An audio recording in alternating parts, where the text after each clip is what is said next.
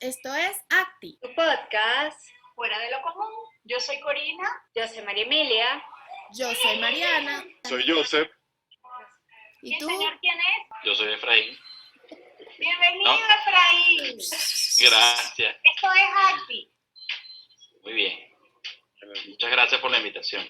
Gracias a ti por aguantarnos y por estar aquí con nosotras. Hoy tenemos la actuación especial de nuestro productor que vino a acompañarnos para desasnarnos junto con Efraín, porque hoy vamos a hablar de... La gestión de información desde la geografía.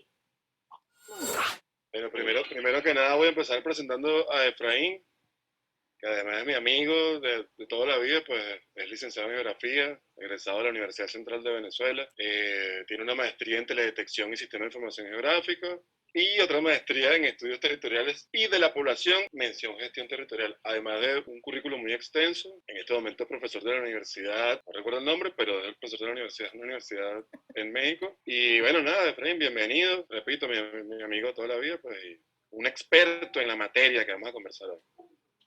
Muchas gracias. Bueno, sí, una amistad que tiene más de 20 años. Y la universidad donde estoy ahora dando clases es la Universidad Tucens, es una universidad virtual que está en Playa del Carmen, en México. Y allí estoy dictando la asignatura Sistema de Información Geográfico para la maestría de Ordenamiento Territorial. ¡Qué genial! Ok, Efraín, mira. La idea de este episodio es un poco para que hablemos de esos sistemas o cómo se puede gestionar la información geográfica y algo de lo que ustedes que habíamos conversado tras cámara, que no solo tiene que ver con la parte geográfica, sino con otro tipo de, vamos a decir, de profesiones, de carreras en las que se pueden aplicar estos sistemas. Entonces, yo quisiera que nos contaras qué es un sistema de información geográfica. Vale, un sistema de información geográfica es una herramienta que nos permite crear, analizar, manipular y almacenar datos geográficos y a partir de ellos generar información, pues generar proyectos, generar tomas de decisiones. Por eso en esta forma lo hablamos muy genérico, ¿no? Porque son, al fin y al cabo son datos que van a tener una característica especial, que es la que lo hace geográfico, y es que sea una información georreferenciada. Ustedes dirán, ¿qué es georreferenciado? Bueno, para decirlo sencillamente, eso tiene que tener coordenadas para que nosotros podamos ubicarlo en el espacio. Si nosotros tenemos una base de datos de lo que sea y no tiene coordenadas, no nos sirve como base de datos para un sistema de información geográfica. Eso es lo que yo necesito que se me implante en el cerebro para entender qué es el norte y el sur. Pero bueno, ahí voy superando estos traumas. Ahora, Efra, nos había... Primer humano. Eres el primer humano para hacer el experimento. Yo soy voluntaria. Okay. Al quirófano, pues. Nos habías contado que hay otras disciplinas a las que estos datos les sirven, no solamente a la geografía. Sí, es que al final una base de datos puede ser una base de datos de cualquier cosa, para decirlo claramente. Te puedo dar varios ejemplos. ¿Dónde están? Hablando del gremio al que ustedes trabajan. Si nosotros queremos saber dónde están todas las bibliotecas de una ciudad, nosotros tenemos que tenerlas precisadas y ubicadas. Exacto. Entonces, con las coordenadas que sean, donde estén ubicados, y nosotros las podemos ubicar en un plano, o en un espacio, o en un mapa, como queramos llamar. Y además, si le aplicamos un sistema de información geográfico, que ahí no estamos haciendo geografía, sino lo están gestionando ustedes con su profesión. Uh-huh. Ustedes quieren saber cuántas personas son usuarios potenciales de las bibliotecas. Entonces, a través de los sistemas de información geográfica y conociendo otros datos que vamos a asociar, como por ejemplo cantidad de población o accesibilidad de esta población para llegar a esa biblioteca, nosotros podemos estimar cuántas personas pueden servirse de cada una de las bibliotecas. Y cuál es el área de influencia de cada una de ellas. Uno puede decir, bueno, esta biblioteca tiene una influencia de 25 kilómetros de radio. Las personas que estén dentro de ese radio de 25 kilómetros son las que van a ser usuarias de esa biblioteca porque es la que les queda más cerca. Si hay una que está en el límite, entonces a lo mejor tendrá que decidir, bueno, me resulta que cualquiera de las dos me sirve. Y así una serie de análisis, que eso es lo que se llama análisis espacial. Pero al final estamos aplicando algo que es de bibliotecología Claro. o de Ahora, archivología. imagínense ustedes como bibliotecólogos, como profesionales de la información, a diseñar un plan, digamos, una planificación donde dice, bueno, queremos llegarle a ciertos lectores Claro. bajo cierta temática. A partir de un sistema de información geográfica, podemos determinar, decir, mira, resulta que en esta zona de la ciudad hay tantos niños, por ejemplo. Puede enfocar la planificación en base a esta cantidad de niños porque la herramienta permite planificar en base a eso. Tú puedes a partir de la demografía, diseñar un plan desde la biblioteca hacia afuera. No, digamos, no lo espacial del centro, sino desde la biblioteca usando el sistema de información gráfica como herramienta para poder planificar en base a eso. ¿Cuántos libros vas a comprar? ¿Cuál va a ser incluso los horarios que puedes tener para que la gente asista a la biblioteca? Todo ese tipo de cosas. A partir del SIC puedes hacer, digamos, un análisis muchísimo más amplio, pero tomando en cuenta, digamos, tu carrera en principio y usando el SIC como herramienta. Qué súper. De hecho, el ejemplo que yo acabo de inventarme para explicarle, se puede determinar dónde no hay, en dónde no está el servicio, y eso les permite planificar la creación de una nueva biblioteca, por ejemplo. Por cierto, Joseph acaba de decir el acrónimo de Sistemas de Información Geográfico, que de ahora en adelante para que nos familiaricemos, para no utilizar todo el tiempo los sistemas de información geográfica, podemos decir los SIG. Sí. Okay. SIG. O hay muchas personas que lo dicen en inglés, los GIS. Efraín, entre una de las preguntas que teníamos para formularte estaba si existe algún tipo de formato especial para almacenar la información que se genera en estos sitios. Sí, en realidad existen varios formatos. ¿Cómo cuáles? La información de los sistemas de información geográfico generalmente se divide en dos tipos. Una es la información vectorial y la otra es la información raster. Eso básicamente así como a grosso modo. ¿Cómo se llama? Raster. Raster. ¿Nos puedes explicar para analfabetas geógrafas como nosotras qué es eso? Sí, la información vectorial es aquella que, para ilustrarla lo mejor posible, es la que viene a partir de un dibujo asociado a una base de datos, que generalmente es en forma de tabla. Entonces, para ilustrarlo un poco, es como que imagínense que ustedes dibujan un polígono, o dibujan una línea, dibujan unos puntos, y ese punto va a estar atado a una hoja de Excel, por ejemplo, de forma tal que ustedes cuando hagan la consulta de cualquiera de estas zonas que dibujamos, que nosotros decimos digitalizar, no dibujar, sino digitalizar, les va a dar una información en forma de tabla. Así funciona el formato vectorial. Y tiene estas tres componentes: línea, punto y polígono, porque cada una tiene su función.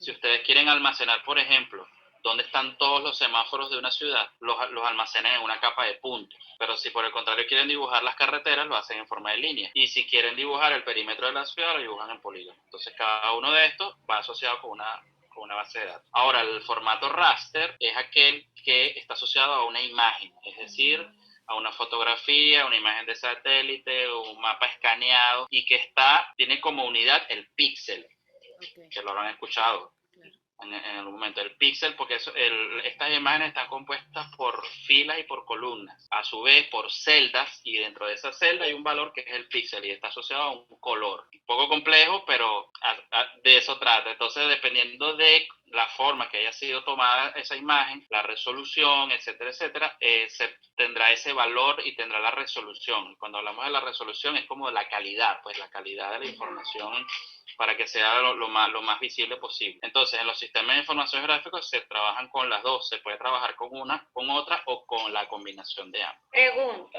en mi ignorancia, el raster es como cuando nosotros estamos navegando en el Google Maps y vamos abriendo la información. Sí, el fondo que usa el Google Maps es una imagen raster o el Google Earth. Okay. Es una imagen raster porque es una imagen de satélite. Ah, ya. Sí. En cambio, si ven en el Google Earth cuando ven dibujadas las calles o ven los puntos donde aparecen los nombres de las ciudades, eso es vectorizado, eso sí es vector. Entonces ahí están una cosa sobre la otra, que normalmente se usa así, pues usamos de fondo, de repente si queremos armar un mapa, usamos de fondo un raster, que puede ser una imagen de satélite, puede ser algo que se llama ortofotomapa o una fotografía aérea, y encima la información vectorial que nosotros generalmente hayamos generado. Oh, súper interesante. Mariana se quedó boquiabierta. Me parece que eso que nos explicabas al principio con la parte de vectores también está relacionado con la parte de arquitectura o de ingeniería, como cuando hacen los mapas, ¿cierto? ¿O no? Sí, claro. O sea, por ejemplo, en arquitectura, sobre todo los de arquitectura trabajan con AutoCAD, que tiene el mismo principio. Lo único es que el AutoCAD es solamente dibujar, no tiene información asociada con una tabla. En cambio, los software de sistema de información geográfica se les asocia una tabla. Imagínense una tabla de Excel con los mismos elementos, las columnas y las filas. Entonces, siempre podemos hacer las dos cosas, consultar sobre el mapa o consultar directamente en la tabla. Ahí podríamos hacer una asociación con la parte de bibliotecas y la parte de archivos, porque cuando nosotros estamos haciendo la parte de software, trabajamos con tablas para poder cargar los datos que después van a hacer las búsquedas, por ejemplo, o los catálogos, los Para la registros que carga de estamos trabajando. metadatos. Claro, ellos trabajan Básicamente, igual con exactamente. metadatos. básicamente el mismo principio. El único o el plus que tiene el sistema de información gráfica es que, como decía Efraín hace un rato, le da un carácter espacial, pues, una ubicación. Es básicamente lo mismo, el mismo principio, Le agregas un par de columnas, que son la latitud y la longitud. pero que le dan, digamos, una característica un poquito más, una característica espacial, simplemente. Claro. Ahora yo tengo una pregunta. ¿Cómo se hacen para levantar esos datos? Porque nosotros los metadatos los levantamos in situ con documentos en la mano.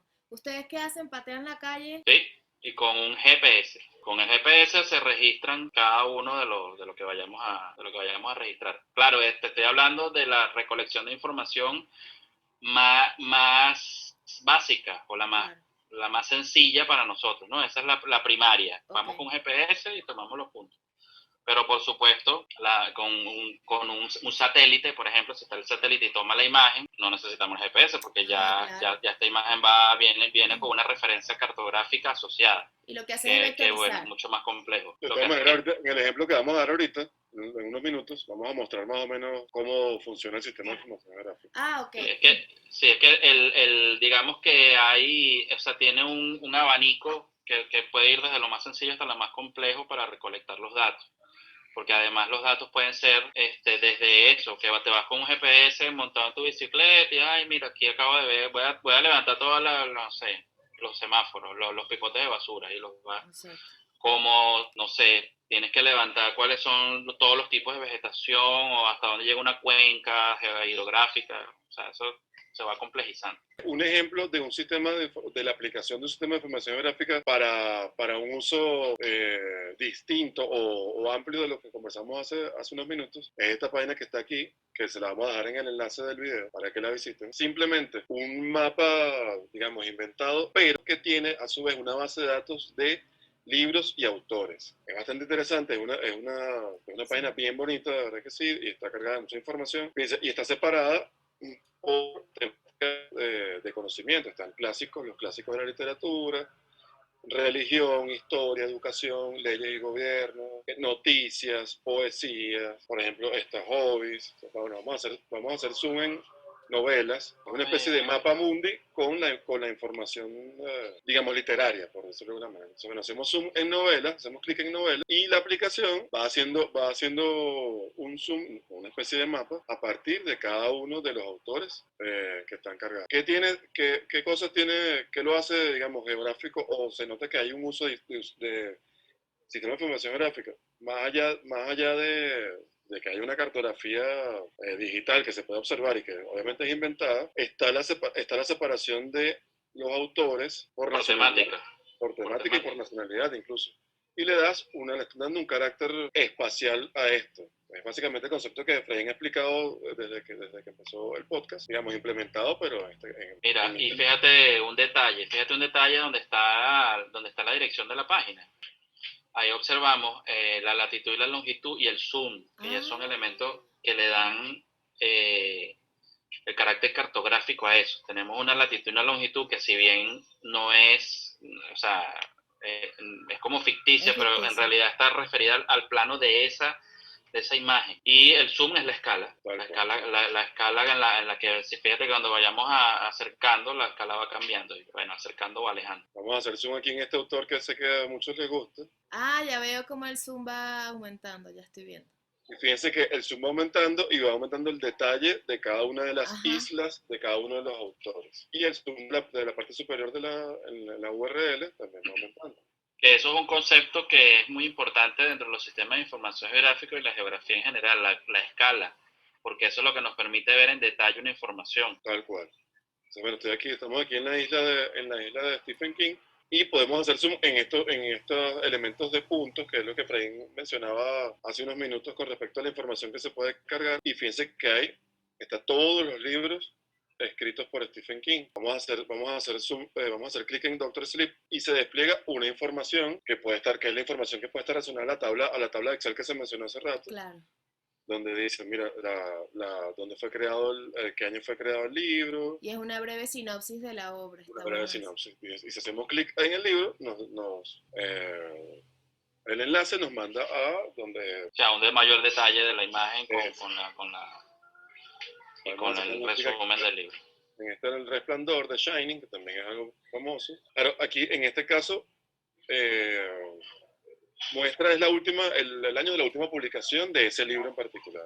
Sabemos que este libro es mucho más viejo, Claro. pero básicamente muestra eso.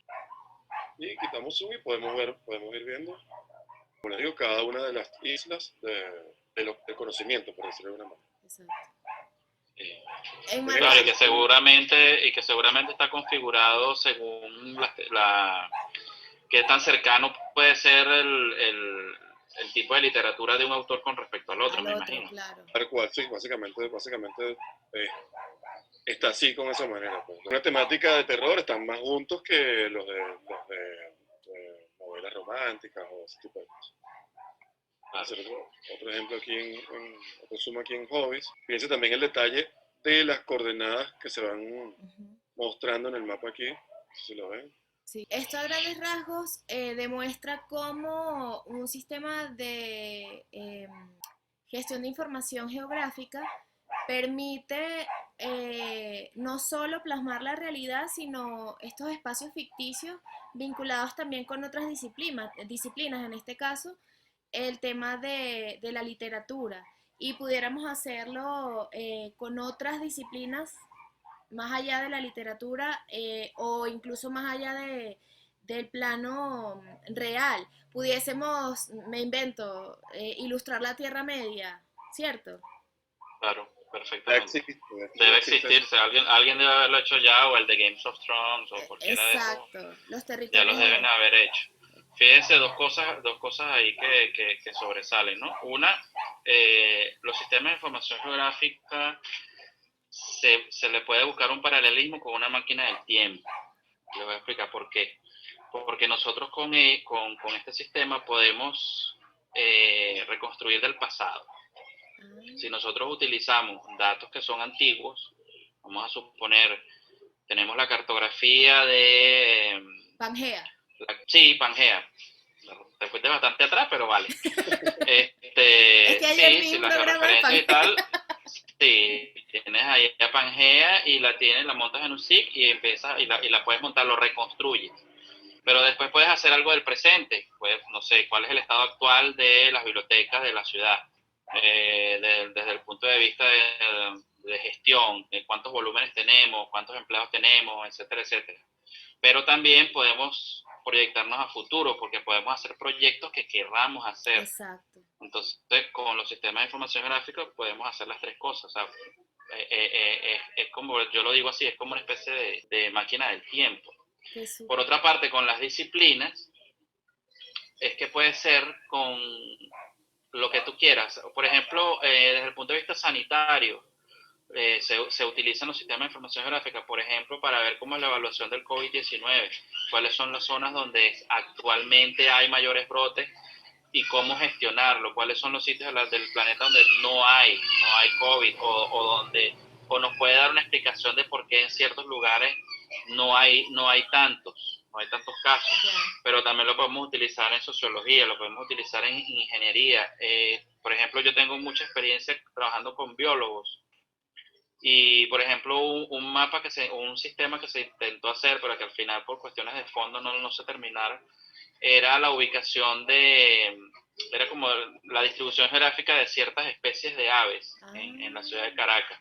Y entonces, si hacías clic en ciertos lugares, aparecía en la tabla, te aparecía la foto de la especie y aparecía un archivo de sonido con el sonido que hacía el pájaro. Te lo permitía identificar. Entonces, uno también puede incluir toda la información que pueda, la puedes incluir allí. O sea que desde un sistema de información geográfica tú puedes, además de procesar datos, tienes información multimedia, puedes tener video, audio y todo. Correcto, Qué exactamente. chulo.